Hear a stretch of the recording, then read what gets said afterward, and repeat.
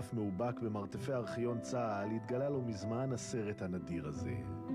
סרט מ-1951 המתאר את קליטת העולים במדינת ישראל הצעירה. הנה. יאללה, אבל גם זה.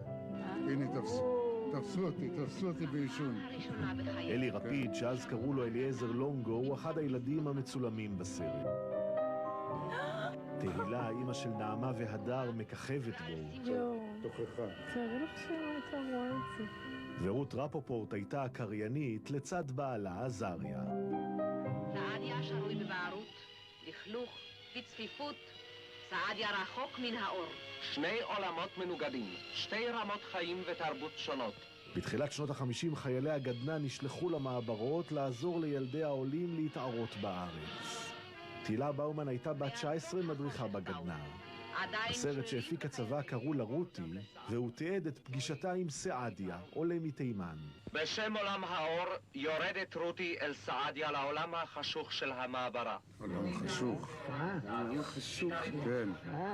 חשיכה מוחלטת.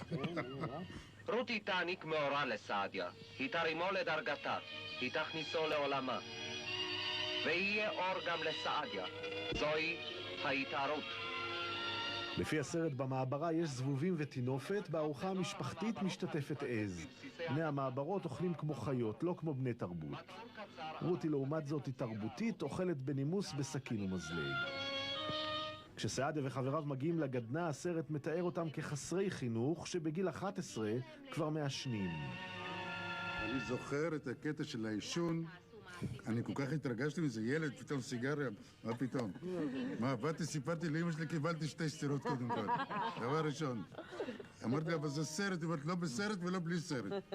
כן. בסרט רותי תופסת את המעשנים, ושימו לב לקריינות. בפעם הראשונה בחייהם שמעו אגדה במקום לספוג מכות. זה הרבה איום ונורא. אתה יודע, זה פשיסטי. את לוקחת את זה נורא רחוק.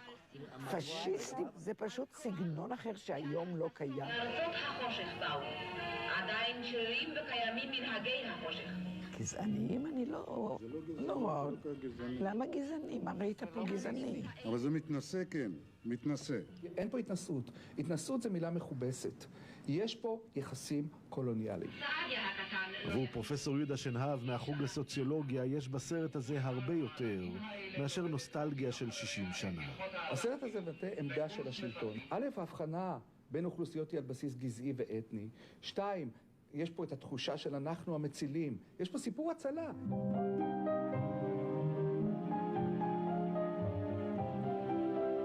הנה ראיתי את עצמי שם. אוי ואבוי לי, איזה הפרודה אמא שלי שלחה אותי. הנה אתה. כן, הנה. איזה הפרודה. הנה.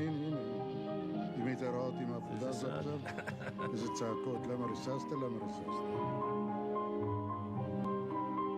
לא מעליב אותי. לא מעליב אותי. זה מצחיק. זה לא היה מביך בכלל. אבל כשאתה רואה את זה היום אחרי 60 שנה? אין לי טענות, אני מקבל את זה. אתם דור אחר, אתם רואים את זה בעיניים אחרות. חבר'ה, אתם נולדתם לתוך מדינה על מגע של כסף. אנחנו באנו למדינה של כלום. אותם ילדים שהיו בסרט הזה, הם היו חיילים במלחמת 6 הימים, והיא הסתיימה כמו שהיא הסתיימה. תראה, מאז, איך מסתיימות המלחמות שלנו. ומה זה, בזכות החינוך הזה? בזכות החינוך, הספרטני קצת. כן, בהחלט כן. העדר הפרוע לבש עור וגידים של חברת נוער ממושמעת, נאמנה. כן, תהליך החינוך מחדש של סעדיה הושלם. הוא אוכל כמו בן אדם, הופך לחייל ממושמע, אבל לפי הסרט הוא עדיין פרימיטיבי. כאשר המדריכים מתעקשים שבנים ובנות ישירו יחד.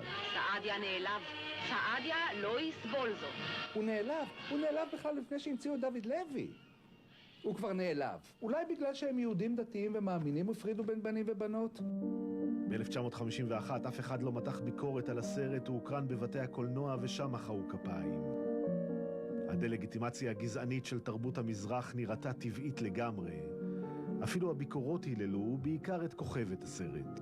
גם עלייך עוד ישירו שירים ויסופרו סיפורים, כי את המחר הגדול של האדם המקים את ההריסות במולדתו. למרות ההצלחה, תהילה באומן לא שיחקה אחר כך באף סרט אחר. היא למדה פסיכולוגיה והפכה לימים לפסיכולוגית הראשית של בית החולים איכילוב. הציעו לה אחר כך לשחק, וזה מאוד הפחיד אותה. היא תמיד אמרה שיש לה זיכרון לא טוב, והיא לא חשבה שהיא תוכל ללמוד טקסטים. לגבי הכוכב השני בסרט אין הרבה מידע. יעקב גרוס, האיש שמצא את הסרט, שחזר אותו ויקרין אותו בקרוב בסינמטק, ניסה לחפש את סעדיה. הילד ששיחק את הגיבור נקרא זכריה שלום, הוא צריך להיות בין 70 עד 75. אם אתם מזהים אותו, נא כתבו למייל הזה, כדי שנדע מה עלה בגורלו של סעדיה.